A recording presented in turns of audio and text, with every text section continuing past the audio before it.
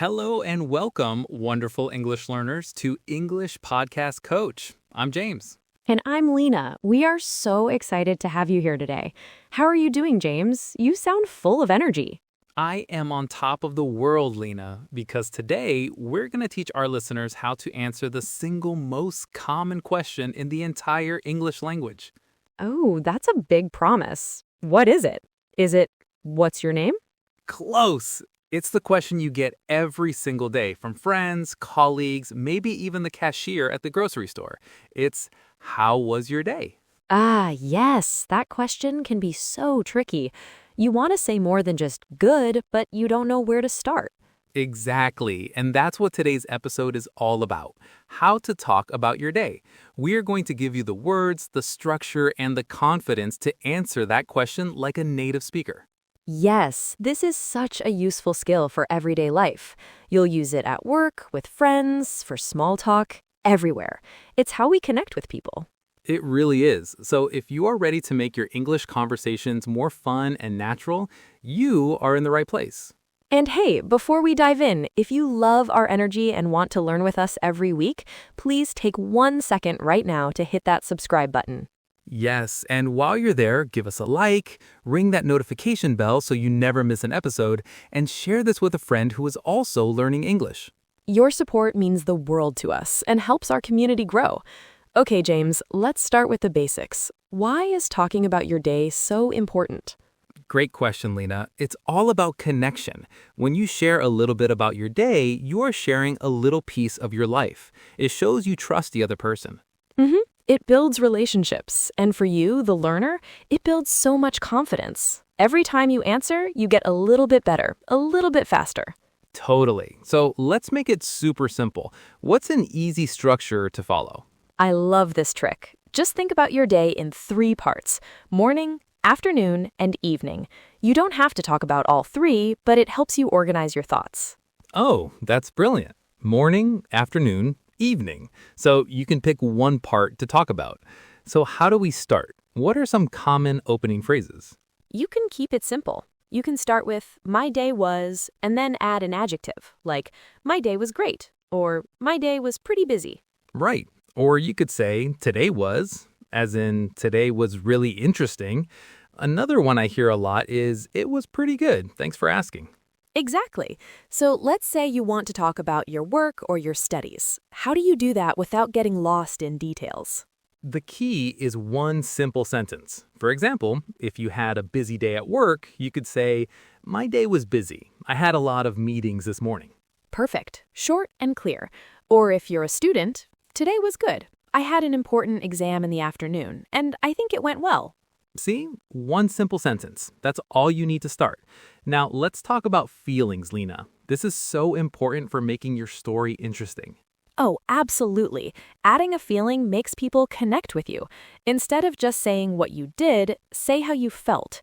For example, I was so tired after my last meeting. Or I was really happy because I finished a big project. You can use simple words: happy, tired, stressed, excited, relaxed. And a great vocabulary word for very tired is exhausted.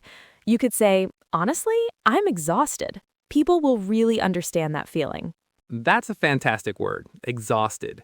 Let's also touch on time words. They're like magic little guides in your story. Words like today, this morning, this afternoon, later. Right. They make your story easy to follow. For example, this morning I had a meeting. Then this afternoon I worked on a report. Later I'm going to cook dinner. It creates a perfect, clear timeline. So we have the structure, the opening, talking about work, feelings, and time words. What about adding a little spice, a small detail? Yes, this is the secret to a great answer. Don't just list your tasks. Add one small, specific detail. It could be one interesting event, one small problem, or one good moment. Give us an example, Lena. Okay, instead of saying, my day was busy, try, my day was pretty busy, but I had a really nice coffee break this morning. It was a perfect little moment. I love that. It makes your day feel real. Or a small problem. My day was okay, but my computer was so slow this afternoon. It was a little frustrating. Exactly. That one detail makes the conversation so much more human. It invites the other person to say, "Oh no, I hate when that happens." It starts a real conversation. Okay, let's talk about formal versus casual styles. Does your answer change if you're talking to your boss versus your best friend? Definitely. With your boss, you might want to be more professional and focused on work. You could say, "It was a productive day, thank you. I finished the weekly report." Right. Short, professional, positive. Productive is another great vocabulary word. It means you got a lot done. But with a friend, you can be much more casual and emotional. You could say, "Oh man, what a day. I'm so exhausted. I can't wait to just watch a movie tonight." That's a huge difference. The vocabulary, the tone, everything. So it's important to know your audience. Yes, and speaking of which, this is the perfect time for us to ask our audience. We want to hear from you. That's right. Using what you've just learned, please leave a comment below and tell us about your day. Just 1 or 2 sentences. Tell us one thing you did and one way you felt. We would absolutely love to read your comments and cheer you on. Definitely. Now, Lena, let's talk about some common mistakes English learners make. Good idea. I think the biggest mistake is speaking for too long.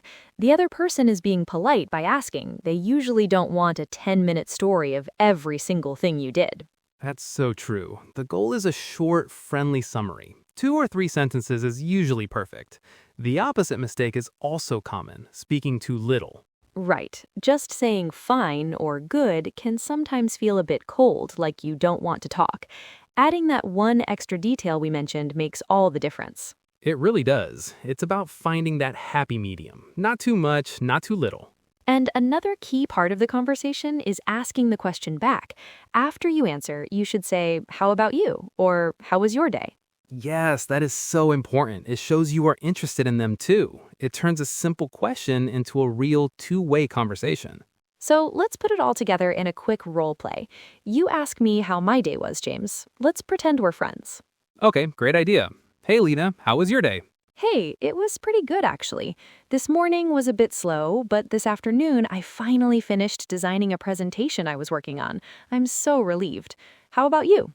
See, that was perfect. You told me the general feeling, mentioned the time of day, one specific activity, and how you felt about it. And you asked me back. It was amazing. Thank you. And it feels so much more natural than just saying good. It does. And this brings us to our final and maybe most important point, daily practice. Yes, you can't just learn this and forget it. You have this opportunity to practice every single day.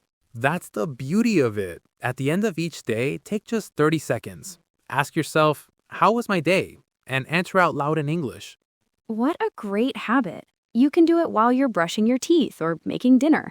Say 1 or 2 sentences. It will build your fluency so fast.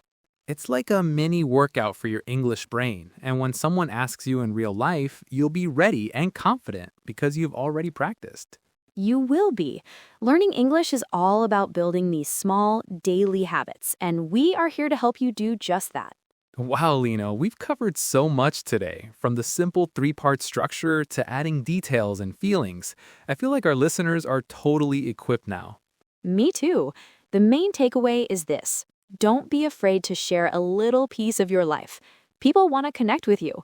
Your English doesn't have to be perfect. That is the golden rule right there. Be brave, be yourself, and have fun with it. Every conversation is a chance to learn and grow. And that brings us to the end of another episode of English Podcast Coach.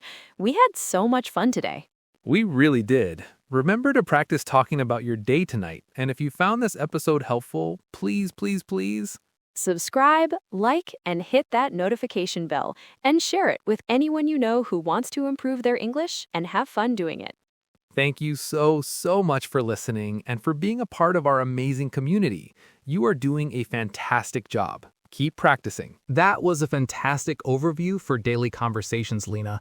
But you know what's just as important and maybe even more fun to talk about? Ooh, I think I know where you're going with this.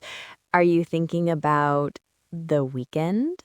You got it, but that's a topic for another day. We'll have to save the weekend talk for our next episode. Sure. Until next time, keep smiling and keep learning. Bye, everyone. Goodbye.